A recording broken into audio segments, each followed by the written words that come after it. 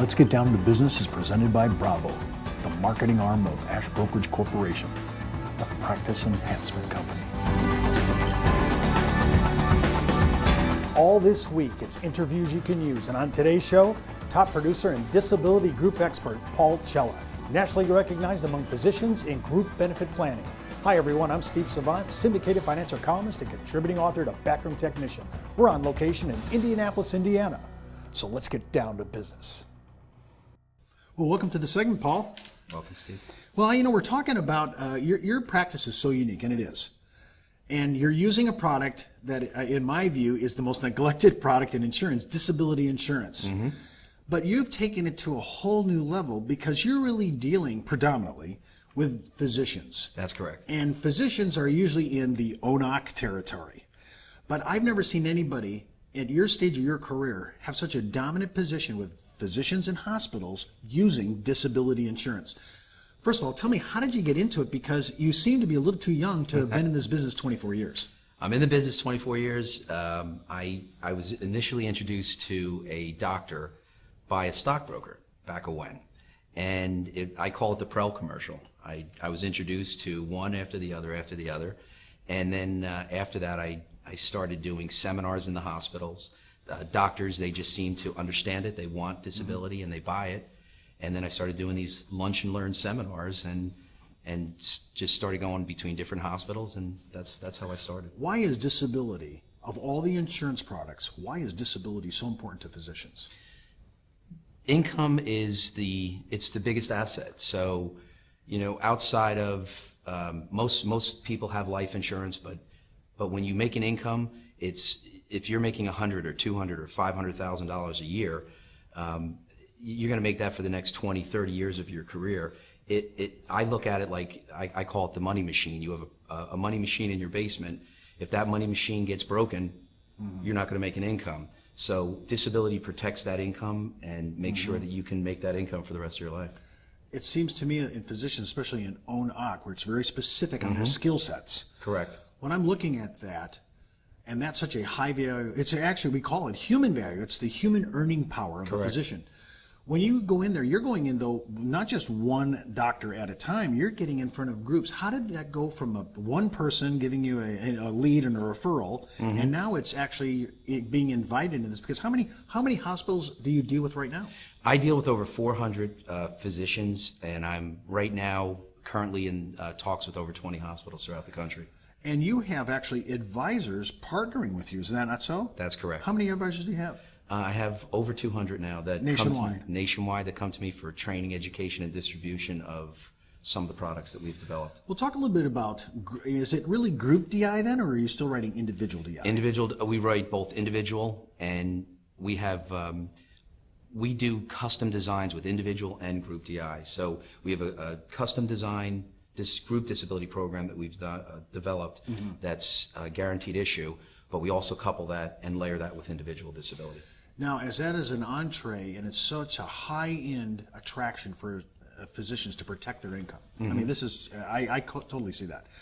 When you're talking about DI, though, a lot of advisors, this is new to them. I mean, even they know about disability insurance, but as you've said many times, I've heard you say, hardly anybody sells this. It's, what did you say, less than 1%? I don't know the exact stat, but I believe it's less than 1% of advisors out there sell disability. That was part of my initial attraction. There was so few people that got into disability, and I call it the lost art. So there's less, it should be less than 1%, but the ones that sell disability, it's typically when the client raises their hand and not solving the need, that important need of the client. Well, disability is definitely part of defensive planning, no doubt about it.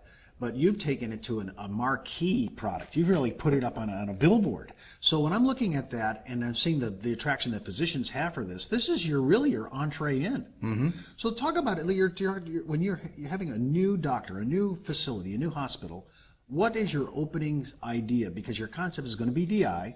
What is the thing that is the number one pull or attraction that they want to hear?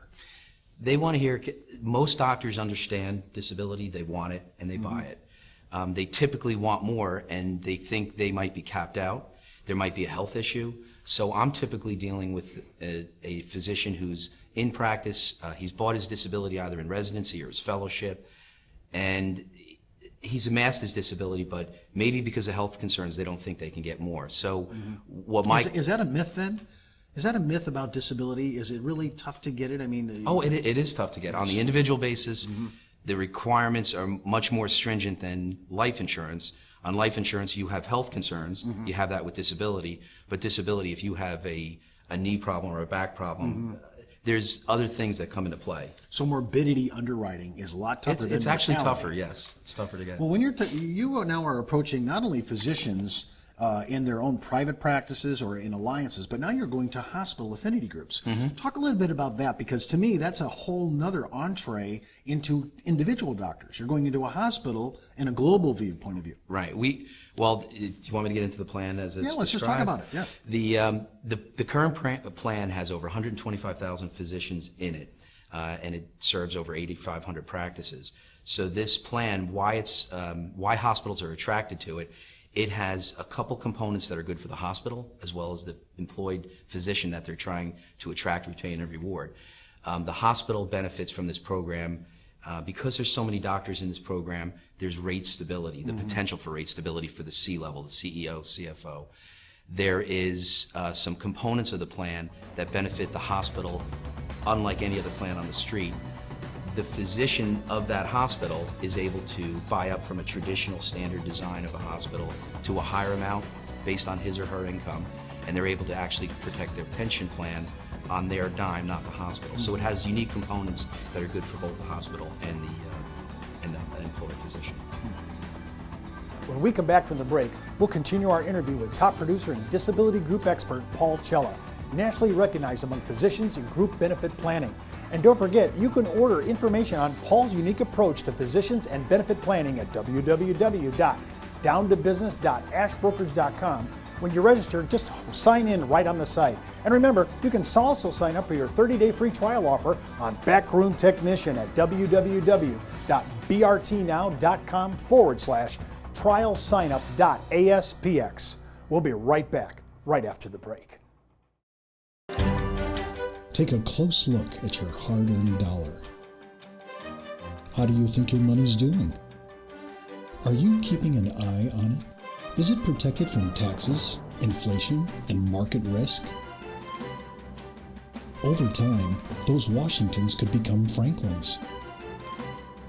With tax-advantaged indexed universal life, from one of the largest distributors of indexed universal life, Ash Brokerage.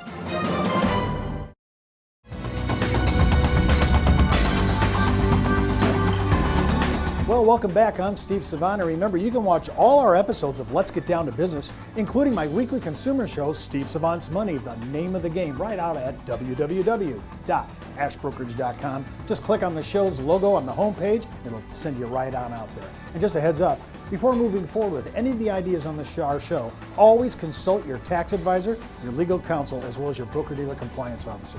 Well, let's get down to business. We're continuing our interview with producer and disability group expert Paul Cella, nationally recognized among physicians in group benefit planning. Well, welcome back to the second segment, Paul. We were talking about a lot of your key advocate programs, but you were talking about these four components. Let's walk through it and try to give me the layman's term. Because you're really, when we're in morbidity underwriting and all these things with physicians, it's really a language unto itself, isn't it? So let's try to see if we can decrypt the language, to get a little dialogue, on this, and tell me your four basic ideas. Okay, so the four basic ideas are this. We can get up to $25,000 a month of disability coverage per physician, income, assuming income applies. A guaranteed issue, which means there's no underwriting. So that's a big component, because when you have a group of doctors, somebody always has a health issue, and that kills the situation. Which sounds to me to be so counterintuitive that the physician himself has problems. Okay. So we can get up to $25,000 of ONOC specialty coverage. And the key to this plan is it's layered on top of their individual coverage without offsetting the individual. That's important. So they don't make the total amount of coverage? They don't include both of them? No, they do. So this coverage lays on top of their individual without offsetting, so that if a doctor becomes disabled, he or she will collect their individual and the group on top of it. Wow. So again, they're always looking for more. The second component to this is a malpractice component, which pays their malpractice premium up to $75,000. if they're partially disabled. A partial disability is if you could work 2 hours a day, 3 days a week. So that is a unique feature that I helped the company, a company design and develop.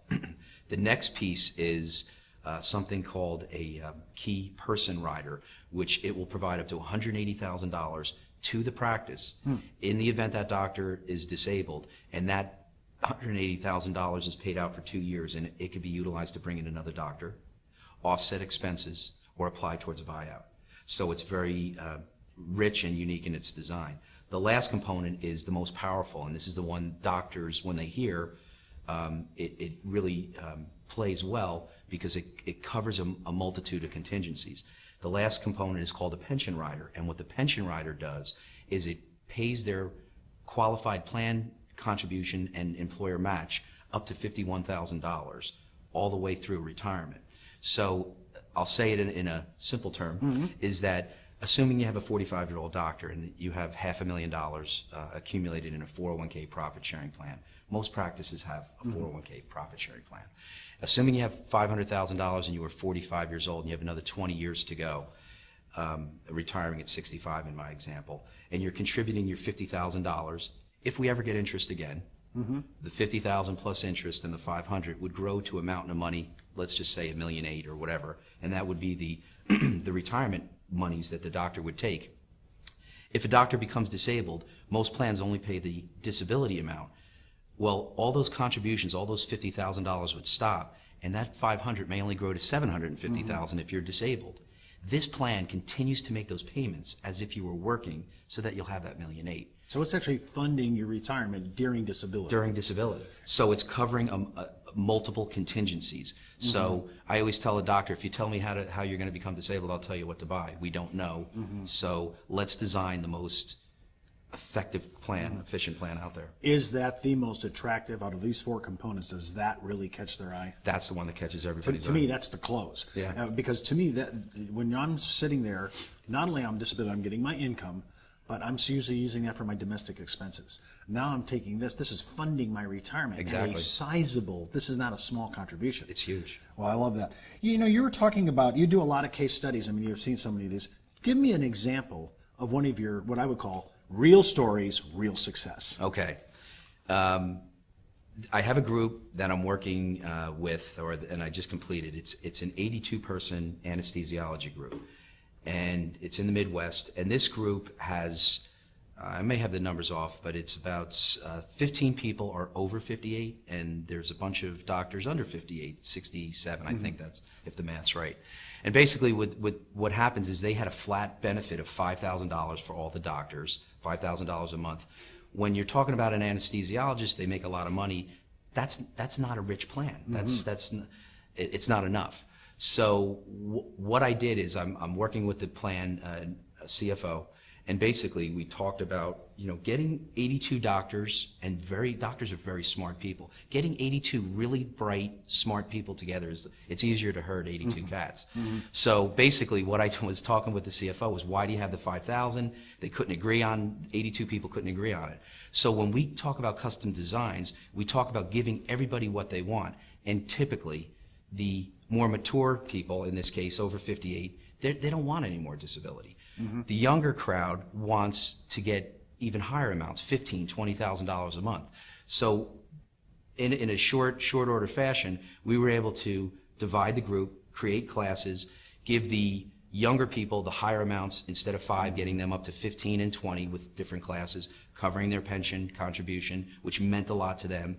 And on the mature crowd, we were able to take a minimal benefit, take what the cost would have been if they all had the same amount, and then we applied that difference to long-term care because that was important to them. Oh, I could see that. And so they allowed this plan actually allowed you to partition by age group demographic, and I can totally see the older gentleman wanting to have long-term care. That is their play now. Right. So, and did you actually sell that as an individual or a group on as the a group, LTC? as a group Oh, plan. that's excellent. So you actually can't discriminate by age or sex, but you can discriminate by class type. So we actually created 3 different classes for the group.